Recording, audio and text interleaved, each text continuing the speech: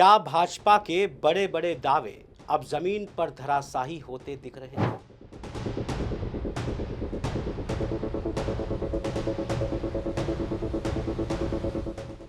मैं ऐसा क्यों कह रहा हूं?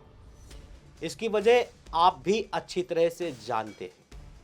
अब तक चुनावों में अक्सर ये देखा गया कि भाजपा कई बार मुश्किल मुकाबले में भी अंततः जीत हासिल कर लेती थी और विपक्ष को हार का सामना करना पड़ता था। लेकिन इस बार दो उपचुनावों के नतीजों ने राजनीतिक गलियारों में नई चर्चा छेड़ दी। इन परिणामों ने भाजपा के लिए गंभीर सवाल खड़े कर दिए। सबसे पहले बात मध्य प्रदेश की दतिया विधानसभा सीट की है। यहां कांग्रेस उम्मीदवार घनश्याम सिंह ने भाजपा प्रत्याशी आशुतोष तिवारी को 6016 वोटों के अंतर से पराजित कर दिया। इस सीट को लेकर चुनाव से पहले राजनीतिक विश्लेषकों और भाजपा समर्थकों का दावा था कि जीत लगभग तय है, लेकिन मतगणना के बाद तस्वीर पूरी तरह बदल गई और भाजपा को करारी हार का सामना करना पड़ा। अब बात करते हैं बांकीपुर विधानसभा सीट की, जिसे भाजपा का सबसे मजबूत गढ़ माना जाता रहा।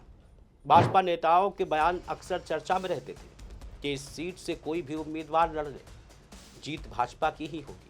लेकिन इस बार नतीजों ने यह दावा भी गलत साबित कर दिया। इस सीट पर जन स्वराज पार्टी के संस्थापक प्रशांत किशोर ने भाजपा प्रत्याशी नीरज कुमार को 19,324 वोटों के कड़े अंतर से हराकर राजनीतिक समीकरण बदल दिए। ये सिर्फ एक चुनावी जीत नहीं मानी जा रही, बल्कि भाजपा के लिए एक बड़ा राजनीतिक झटका भी माना जा रहा है। दिलचस्प बात यह है कि चुनाव से पहले भाजपा के कई नेता और समर्थक प्रशांत किशोर को गंभीर चुनौती नहीं मान रहे थे, लेकिन नतीजों ने यह धारणा पूरी तरह बदल कर रख दी। बांकीपुर सीट पर स्वर्ण मतदाताओं की संख्या करीब 37% मानी जाती है।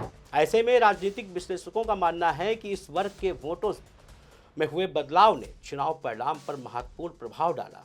सबसे बड़ी बात यह है कि जिस सीट पर लगभग 35 वर्षों तक भाजपा का दबदबा कायम रहा, उसी सीट पर प्रशांत किशोर ने जीत दर्ज कर अपनी राजनीतिक यात्रा का सबसे बड़ा संदेश दे दिया। इस जीत ने उन्हें बिहार की राजनीति में एक गंभीर और मजबूत चुनौती के रूप में स्थापित भी कर दिया। कुछ समय पहले तक प्रशांत किशोर को लेकर राजनीतिक हलकों में तंज कसे जाते थे और उनकी चुनावी क्षमता पर सवाल उठाए जाते थे, लेकिन बांकीपुर की जीत के बाद वही लोग अब उनके राजनीतिक भविष्य और बिहार की आगामी राजनीति में उनकी भूमिका पर गंभीर चर्चा कर रहे हैं। हालांकि ये भी ध्यान रखना जरूरी है कि दो उपचुनावों के नतीजों के आधार पर किसी भी दल की व्यापक राजनीतिक स्थिति का अंतिम आकलन नहीं किया जा सकता।